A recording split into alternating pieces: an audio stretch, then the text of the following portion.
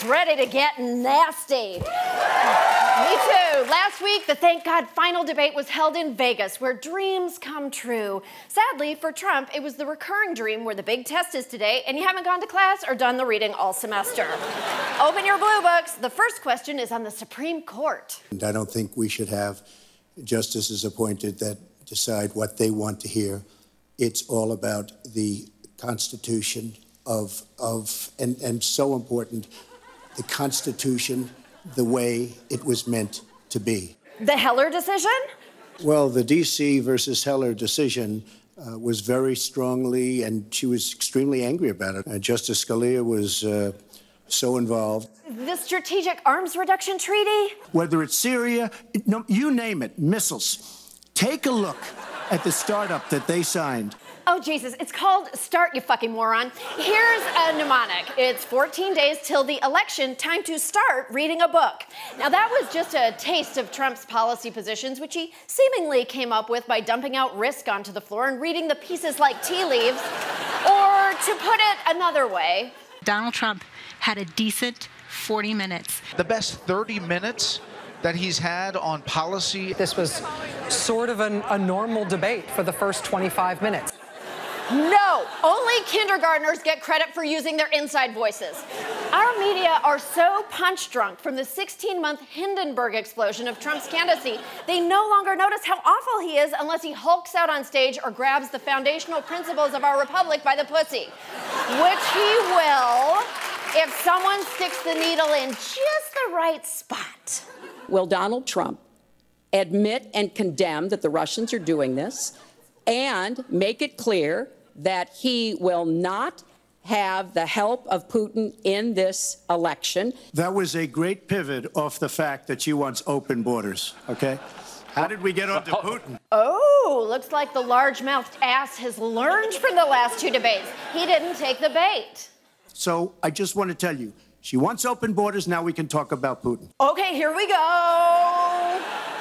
Putin, from everything I see, has no respect for this person. Well, that's because he'd rather have a puppet as president of the United States. No puppet. And it's pretty clear. You're the puppet. It's pretty clear you won't admit that the Russians.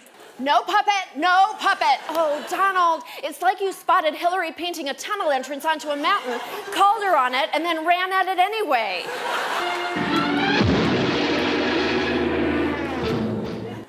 It went downhill from there. Of course, the debate had the usual questions moderators always ask candidates. How would you fix Social Security? What's your immigration plan? And are you by any chance planning a coup d'etat? Do you make the same commitment that you will absolutely, sir, that you will absolutely accept the result of this election? I will look at it at the time. I will tell you at the time. I'll keep you in suspense. Oh, wow, you're so mysterious, M. Night Orange Man. Whatever will be the twist in this tale. You know, in case you haven't noticed, you're not the president. You're just the Dauphin of Breitbartistan.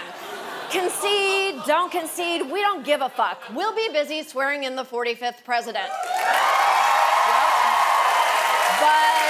But commentators were shocked to discover that the guy who's promised to suspend freedom of religion in the press doesn't respect the Constitution. Yeah. It was a disqualifying moment. It's a moment of clear and present danger to our constitutional order, to the republic. Just an unthinkable moment. Is outside the norms of American political discourse, going back as far as I can go. Oh, my stars. The flag is liable to combust. Fling yourself upon it to smother the flames.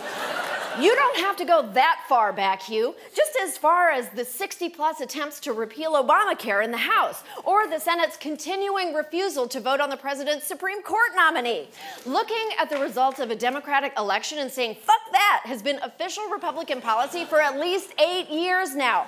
But sorry, you were saying something about the sacred will of the people. This election's not being rigged. Kelly Ayotte, John McCain, condemning what Donald Trump has said about this rigged election rhetoric that he's been talking about and accepting the results in November. I can't even remember something that has set off John McCain as much, at least recently, as this.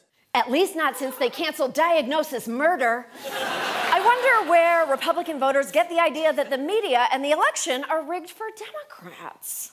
I have fun with the media, and we all know the press is really an independent, civic-minded, and nonpartisan group. Like Acorn. There's someone here who keeps yelling Acorn, Acorn. Now, let me just say to you, there are serious allegations of voter fraud in the battleground states across America. They must be investigated. Don't you have enough to answer for, sir? Investigations were done. They showed our elections aren't threatened by in-person voter fraud, which didn't stop Republicans from cynically spreading the fraud myth to justify restrictive voting laws in dozens of states so that nothing this illegitimate and wrong would ever happen again. So spare us the hand-wringing GOP. If you leave loaded guns lying around the house, it's only a matter of time before a 4-year-old picks one up and pulls the trigger.